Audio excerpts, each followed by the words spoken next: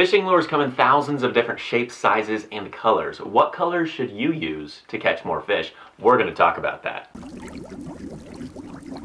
Welcome back to another episode of 5 Minute Fish Talk. I've got a bunch of coffee in this mug, I've got fishing lures scattered all around my table, and I've got 5 minutes on this time of year. You know what that means. Boop, it's time to get real. Choosing colors for fishing lures, awesome suggestion. Thank you Megalox Hunter for suggesting this topic. Here's the deal. This is an incredibly intimidating subject. The reason it's intimidating is because marketers these days make 1,000 different colors for each one of their fishing lures, so all of a sudden it's like there's this sea of color for like crankbaits, and it's like, where do I even start? Well, we're going to talk exactly about that. I've got 3 factors that you really need to keep in mind. These are really the most important factors. There's 1,000 things that come into play with regards to colors, but if you nail these 3, you're going to be in good shape. And then I've got one more thing to think about at the end of this video, so please do stay tuned for that, because I think that's really also going to help you so as not to become overwhelmed. Here's the deal. The first thing that you need to keep in mind is forage. What type of bait is your fish eating? Here's the deal. If they're eating crawfish, if they're eating bluegill, if they're eating shad, that bait is probably going to look a little bit different. So from a color perspective, you can probably cater it a little bit different. So let's start with shad. Obviously, a shad is going to be more of a silver or a chrome type hue, so something like this would do a great job of imitating them. But a crawfish is going to be more of a green or a brown or a black, and so something like this might make more sense. So first and foremost, if you can start there and kind of identify what color they might be, then you're going to be able to cater that accordingly. Okay, so now let's take it to phase 2.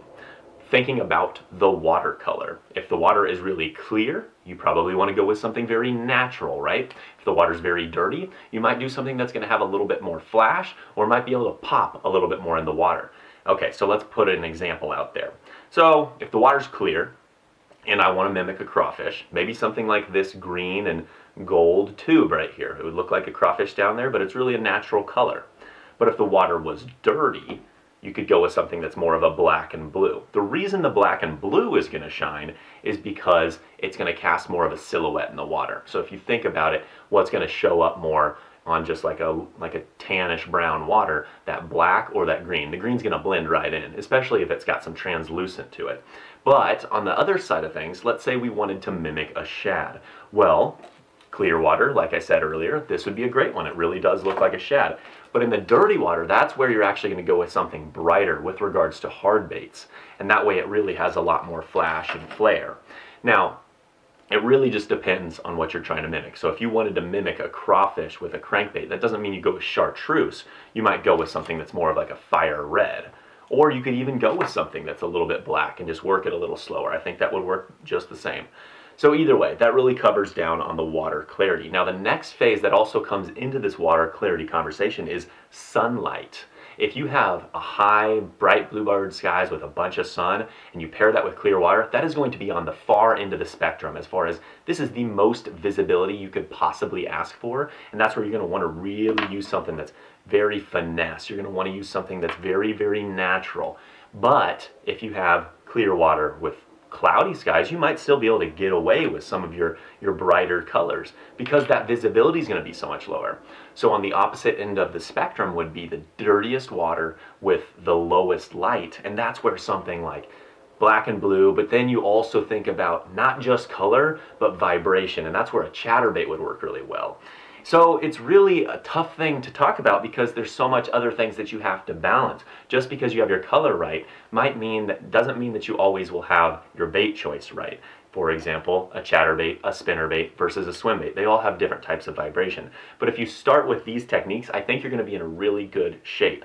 Now, again, I could talk about this for hours, but I want to get to my last point. If I was an economist, I would say, well, people are irrational. That's one thing that's for certain. People are irrational. Well, if I was a fish economist, I would say fish are irrational. Just because a marketer tells you that a green pumpkin is going to work for you doesn't mean that it's going to work for you. Just the same as someone says that black and blue won't work in clear water, but if you go throw it on your lake, you might catch fish on it. So keep that in mind. Remember that fish are fish. Fish are not people, and so they don't care about the marketing ploy that a company came out with. Just try some different stuff. Do a lot of practice out there, and you might find a certain lure that works best for you, and you might find a certain color that works best for you.